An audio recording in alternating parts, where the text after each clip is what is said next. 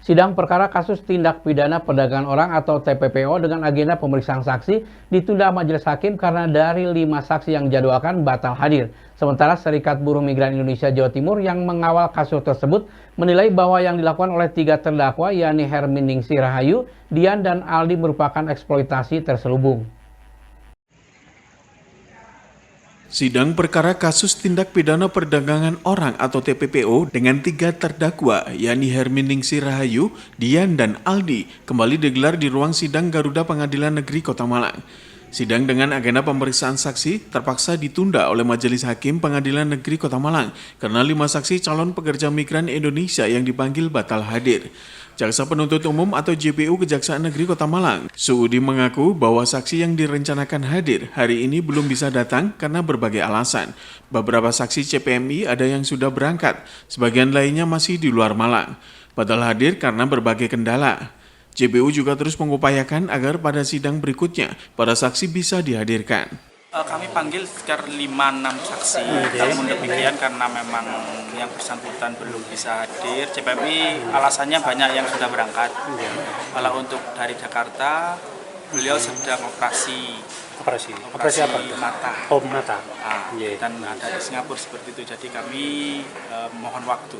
Kalau memang bisa diupayakan, kami upayakan hadir, tapi kalau nggak bisa, kami mohon untuk didaringkan. Sementara penasehat hukum terdakwa Hermin, Amri Abdi Bahtiar, mendesak agar saksi ahli dan Direktur Utama PT NSP dapat dihadirkan dalam sidang. Ia menilai posisi terdakwa hanyalah bagian dari struktur resmi perusahaan sebagai marketing divisi Hong Kong. Hal ini dibuktikan dengan surat tugas dan kontrak kerja lengkap. Jadi sebenarnya hari ini itu kami nantikan kehadiran saksi dari ahli dan juga Direktur Utama PT NSP. Karena menurut undang-undang, kegiatan kantor cabang itu merupakan tanggung jawab kantor pusat.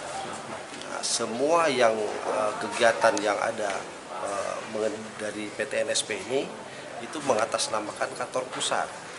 Jadi saudara Hermin, dia bertindak atas nama kantor pusat sebagai marketing divisi Hong Kong. Jadi SK-nya ada, surat kontrak kerjanya ada, ya, dan mengenai perekrutan itu berdasarkan job order antara Direktur Utama dengan pihak agensi yang ada di Hong Kong, di luar negeri. Nah, kemudian barulah diterbitkan, dilaporkan ke kementerian, maka terbitlah surat izin perekrutan. Nah, maka setelah keluar surat izin perekrutan, PT NSP boleh melakukan seleksi calon pekerja migran di mana saja di seluruh Indonesia tanpa terkecuali. Sementara Serikat Buruh Migran Indonesia atau SBMI menyoroti kasus dugaan tindak pidana perdagangan orang yang melibatkan calon pekerja migran Indonesia atau CPMI. SBMI menilai bahwa TPPO tidak hanya berkaitan dengan administratif, tetapi juga soal perekrutan, penampungan, dan penempatan.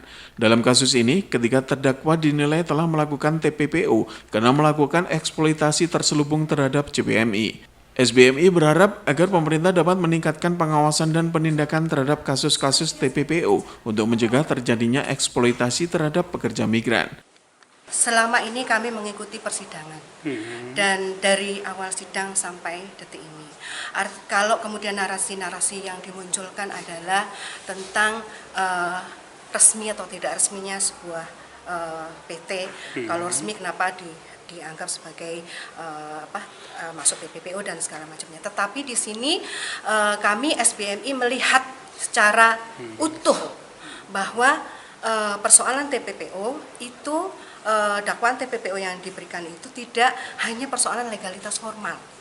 Karena dalam Undang-Undang 21 sendiri disebutkan bahwa TPPO itu meliputi 3 hal, ada perekrutan, ada penampungan, dan juga penempatan. Simon Alfredo melaporkan.